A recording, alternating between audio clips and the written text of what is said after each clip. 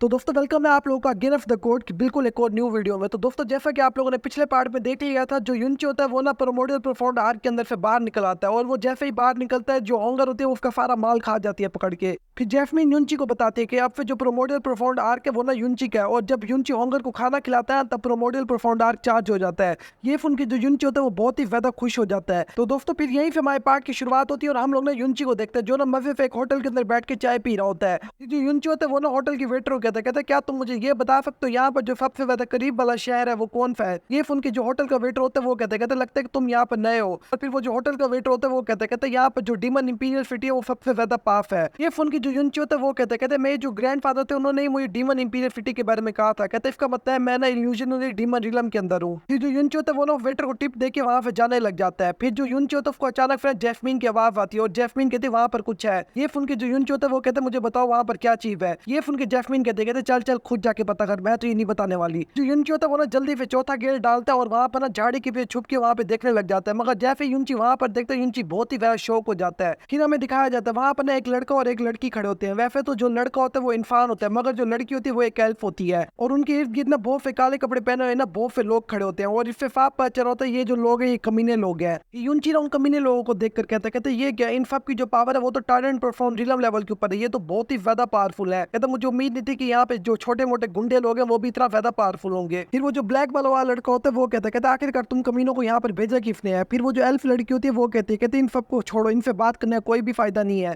कहते मैंने अपने बड़े भाई को बुला लिया और वो जल्दी यहाँ पे आता होगा, फिर इनकी खैर नहीं है। फिर वो जो कमीने लोग होते हैं वो हंसने लग जाते हैं। फिर उनमें से एक कमीना कहता है जल्दी करो और इसके ऊपर अटैक करो और याद रखना इस लड़की को कुछ भी ना करो, हमें ये लड़की हर सूरत में जिंदा ही चाहिए। और फिर उसे अपने सारे के सारे कमीने ना उनके ऊपर अटैक कर देते हैं। ये देखकर जो युनची होता है वो चुपचाप वहां से खिसकने लग जाता है। कहता है कि मुझे यहाँ से जाना चाहिए, ये कोई छोटे बच्चों की खेलने की जगह नहीं है। कहता है मैं तो सिर्फ स्काई प्रोफाउंड रिलम लेवल का सारा बंदा हूं और ये सब लोग तो टायरेंट प्रोफाउंड रिलम लेवल पर है, मैं इनका बिगाड़ भी क्या पाऊंगा। फिर वो जो एल्फ लड़की होती है वो कहते ब्रदर युन जल्दी करो और यहाँ से भाग जाओ वरना ये लोग तुम्हें ही पकड़ लेंगे। ये सुन के वो जो लड़का होता है ब्लैक वाला वो कहता है कि मैं यहाँ पे किसी फ्रोज में भी तुम्हें पीछे छोड़ के नहीं जाऊंगा। जैसे ही ब्रदर यून नाम की जो अल्फाफ है वो युनची सुनते हैं वो वहीं पर अपनी जगह पर ही रुक जाता है और वापस ना पीछे जाने लग जाता है। जो युनची होता है वो कहता है मुझे लगता है ये जो लड़का है ये भी यून फैमिली से है। और फिर युनची कहता है मैं किसी फ्रोज में भी इस लड़के को पीछे छोड़ के नहीं जाऊंगा। और उसे अपना युनची बिजली की रफ्तार से आता है, उनमें से बहुत से बंदों को पीटता हुआ सीधा सामने आ जाता है उनके। और फिर जो युनची होता है वो कहता है इतनी कम पावर होने के बावजूद ये लोगों को लूटने के लिए बाहर निकले हैं। और यहाँ पर मैं सिर्फ एक ही बात कहूंगा, ये जो युनची एक नंबर का दोगला बंदा है। थोड़ी देर पहले कहा था कि मैं इनका कोई मुकाबला ही नहीं कर सकता और ये बहुत ही ज्यादा पावरफुल है और अब देखो अब इनका ही मजाक उड़ा रहा है। युनची की इतनी ज्यादा पावर देख के वो जो दोनों लड़का और लड़की होते हैं वो कहते ये तो लगता है कोई बहुत ही ज्यादा बड़ा एक्सपर्ट है। ये सुन के जो युनची होता है वो कहते कौन है एक्सपर्ट। और फिर थोड़ी देर बाद युनची को पता चलता है, लगता है कि ये मुझे ही कह रहा है एक्सपर्ट। और फिर उससे अगला जो युनची होता है वो ना शो ऑफ करते हुए कहता हाँ यहाँ पर सबसे बड़ा एक्सपर्ट मैं ही तो हूँ। और फिर उन गुंडों में फिर एक गुंडा कहता लगता है कि तू यहाँ पर ना हीरो बनने के लिए आया और कहता मुझे नहीं लगता कि तू यहाँ पे ना मरे बगैर वापस भी जाएगा। और कहता है मैं तो ये फिल्म में जिंदा भी यहाँ से जाने भी नहीं दूंगा। फिर अगला उनके पीछे फिर एक खीरे के मुंह लड़का खड़े होते हुए कहता इसकी इतनी हिम्मत, इसने हम सबके ऊपर ना एक स्नेक अटैक किया। कहता अब तो इसको हम किसी फिल्म में जिंदा नहीं छोड़ेंगे। और फिर उसे अपना एक बंदा ना सीधा युनची के ऊपर अटैक करने के लिए आगे बढ़ जाता है। कहता है कि ये जो कमीना इसकी शक्ल देख के मुझे और भी ज्यादा गुस्सा आ रहा है। और जैसे ही वो युनची के ऊपर अटैक करने के लिए आगे बढ़ता है उसे अपना जो युनची होता है अपनी एक फायर अटैक से उसको पकड़ के वहीं पे पटक देता है।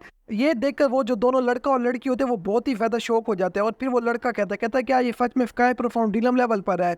और फिर वो लड़की कहती है एक स्काई प्रोफाउंड रिलम लेवल का वॉरियर किस तरीके से टायरेंट प्रोफाउंड रिलम लेवल के वॉरियर का मुकाबला कर सकता है। कहता है मुझे तो इस बात पे यकीन भी नहीं आ रहा। और फिर उसे अगना वो जो कमीना होता है वो कहता है कि अब मुझसे और बर्दाश्त नहीं हो रहा। कहता अब तो मैं अपनी पूरी पावर इस्तेमाल करूंगा और किसी सूरत में भी ये जो लड़का ये यहाँ से जिंदा बच के नहीं जाएगा। और उसे अगना वो फिदा अपनी फुल पावर ना फिदा युनची के ऊपर जाके अटैक कर देता है। ये देखकर जो युनची होता है वो कहता लो जी अब बच्चा ज्यादा गुस्सा कर रहा है। और उसे अगना जो युनची होता है वो भी उसके ऊपर अटैक करने के लिए आगे बढ़ जाता है। फिर जो युनची होता है वो ना उसे अपने हाथ के एक अटैक से ना वहां पर ना एक टोर्नेडो बना लेता है। ये देखकर वो जो लड़का और लड़की होते हैं वो कहता लगता है कि इनके बीच में बहुत ही ज्यादा खतरनाक बैटल चल रही है। लेकिन फिर अचानक फिर उस टोर्नेडो के अंदर फिर ना बहुत ही ज्यादा पावरफुल फायर निकलती है और सीधा जमीन पे आके गिरती है। ये देखकर वो जो लड़का होता है वो सीधा उस लड़की के सामने आ जाता है और वो जितना भी जो अटैक होता है वो अपने ऊपर ले लेता है। और इस वक्त ना वो जो लड़का होता है उसकी हालत बहुत ही ज्यादा खराब हो जाती है। फिर वो जो लड़का होता है वो कहता है इनकी जो अटैक है ये बहुत ही ज्यादा खतरनाक है। कहता है अगर उस अटैक के अंदर मैं भी होता तो मैं तो कब का मर चुका होता। फिर ना वो जो लड़की होती है वो कहते जो मैं लड़का बचाने आया था क्या वो भी मर चुका है। फिर उसी अकना उस गड्ढे के अंदर फिर एक फायर बॉल निकलती है और वो जो फायर बॉल होती है वो ना उसी अकना युनची के अंदर ट्रांसफॉर्म हो जाती है।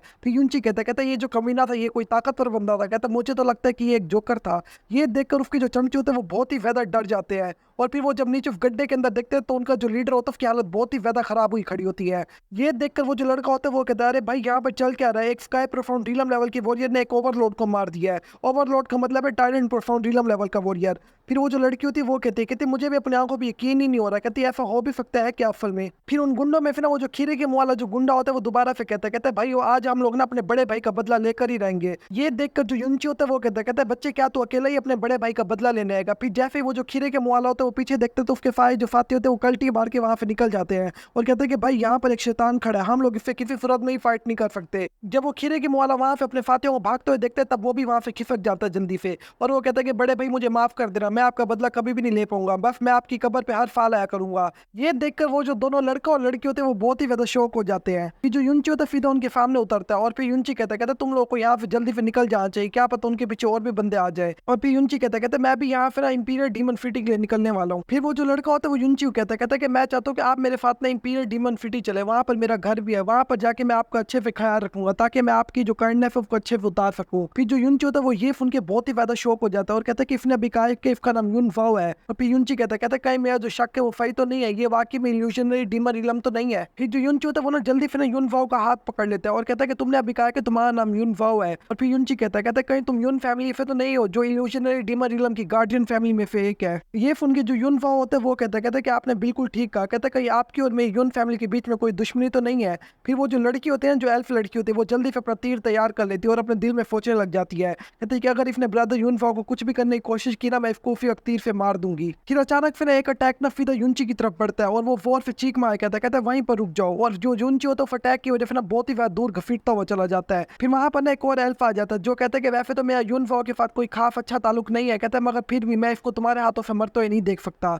ये देखकर जो युनची होता है वो बहुत ही ज्यादा शौक हो जाता है क्योंकि ये जो बंदा होता है ये ना टाइरेंट प्रोफाउंड रिलम लेवल 8 पे होता है। फिर युनची कहता है ये वाकई में यहाँ के जो लोग हैं वो बहुत ही ज्यादा पावरफुल है। फिर रूफियक ना वो एल्फ की तरह दिखने वाला जो बंदा होता है वो ना युनची के ऊपर ना अपना पाम अटैक कर देता है। ये देखकर जो युनची होता है वो कहता है बहुत हो गई तेरी बकवास, और रूफियक ना युनची भी उसके ऊपर अपना एक अटैक कर देता है। जैसे युनची और उसका अटैक आपस में टकराता है तो वहां पर बहुत ही ज्यादा बड़ा ब्लास्ट हो जाता है। फिर जो युनची होता है वो कहता है ये जो बंदा ये जरा भी वीक नहीं है, ये बहुत ही ज्यादा पावरफुल है। फिर वो जो एल्फ होता है वो दोबारा फिर ना युनची के ऊपर अटैक करने को तैयार हो जाता है, लेकिन अचानक फिर ना वो जो लड़की होती है वो ना युनची के सामने आ जाती है और फिर वो नाराज होते हैं कहते बिग ब्रदर आप तो बहुत ही ज्यादा बुरे और कमीने इंसान हो। और फिर वो एल्फ कहते इस लड़के ने मेरी और ब्रदर युन की जान बचाई है, कहते आप कैसे इसके ऊपर अटैक कर सकते हैं, कहते यहाँ तक कि आपने तो इसकी जान लेने की भी कोशिश की है। ये सुन के वो जो एल्फ होता है वो रुक जाता है वहीं पर और वो कहता है कि प्लीज मुझे माफ कर दो, मुझे तो ये सब कुछ एक गलत फहमी लग रही है। और फिर वो एल्फ कहता है कि मैं ना वर्ल्ड का नंबर 1 मार्शल आर्टिस्ट हूँ और कहता तुम्हारा बहुत बहुत शुक्रिया कि तुमने मेरी छोटी बहन फेवंत की जान बचाई है, कहता हम फ्यूचर में जाके बहुत ही ज्यादा अच्छे दोस्त बनेंगे। फिर जो युनची होता है वो कहता है मैंने इस दुनिया में बहुत ज्यादा बड़े बड़े एरोगेंट लोग देखे हैं, कहता मगर मैंने इसकी तरह कोई भी एरोगेंट नहीं देखा, कहता यहाँ तक कि इसकी तरह एरोगेंट तो मैं भी नहीं हूँ। फिर वो जो एल्फ होता है वो कहता है ब्रदर मुझे गलत मत समझना, असल में जो मेरे फादर है उन्होंने मेरा नाम ही ऐसा रखा है और कहता है हमारा जो फर नेम है वो भी बिल्कुल ऐसा ही है। ये सुन के जो युनची होता है वो ऊंची ऊंची आवाज से हंसने लग जाता है और फिर जो युनची होता है वो कहता है इसका मतलब तुम्हारी जो बहन का नाम है। फिर वो जो लड़का होता है वो कहता है तुमने बिल्कुल सही गेस किया, मेरी जो बहन है उसका नाम है नंबर 7। ये सुन के उसकी जो बहन होती है उसको पीछे खून की उल्टियां लग जाती है। फिर उसकी बहन अपने भाई पे नाराज होते हुए कहते मैंने तुम्हें कई दफा कहा मेरे नाम के साथ नंबर ना लगाया करो, खाली मुझे 57 कह के बुलाया करो। ये देखकर जो युनची होता है वो ऊंची ऊंची आवाज से ना हंसने लग जाता है। दोस्तों अगर अभी तक आप लोगों को नहीं समझे ना तो इन एल्फ का जो बाप है ना उन लोगों ने ना इनका जो नाम है ना उसको नंबर के हिसाब से दिया हुआ है,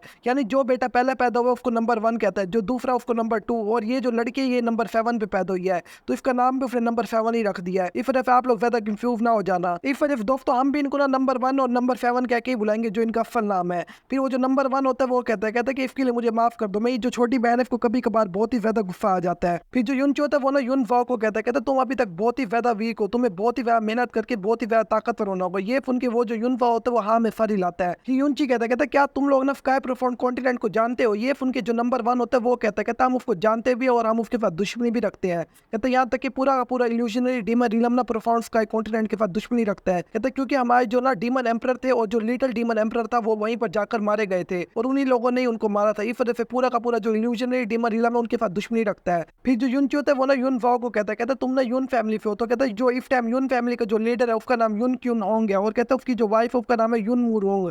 तो कहता है क्या तुम उन लोगों को भी अच्छे से जानते हो? ये सुन के जो युनफा होता है वो हाँ कहता है, और फिर युनफा कहता है ये दोनों मेरे पेरेंट्स भी हैं। और फिर जो नंबर 1 होता है वो युनच्यू कहता है कि मैं तुम्हें वार्न करूँ, तुम ना युन फैमिली के साथ कोई पंगा शंगा मत करना। माना कि जो युन फैमिली है वो इन कुछ सालों में बहुत ही ज्यादा वीक हो गई है, कहते मगर युन फैमिली अभी भी वो फैमिली नहीं है जिसके साथ तुम कोई पंगा शंगा कर सकते हो। फिर जो युनच्यू होता है वो कहता है मेरा युन फैमिली के साथ कोई भी पंगा शंगा करने का इरादा नहीं है, कहते बल्कि मैं तो युन फैमिली की बहुत ही ज्यादा रिस्पेक्ट करता हूँ अपने दिल में। और फिर यहीं पे हमारा ये वाला पार्ट खत्म हो जाता है। दोस्तों अगर आप लोग इसका नेक्स्ट पार्ट जल्द से जल्द देखना चाहते हो ना, फिर आप लोग मुझे नीचे जल्दी से कमेंट करो। और हाँ दोस्तों, अगर आप लोग इसी की तरह एक और मांगा देखना चाहते हो ना, तो उसको ही मैं इसी चैनल पे एक्सप्लेन कर रहा हूँ, और उसका नाम है वर्ल्ड डिफाइनिंग डॉन गॉड, और उसकी जो प्ले लिस्ट है उसको ही मैं वीडियो के एंड स्क्रीन पे लगा दूंगा। तो दोस्तों मैं मिलता हूँ आप लोगों से बिल्कुल एक और न्यू वीडियो में, तब तक के लिए आप लोग अपना ख्याल रखना।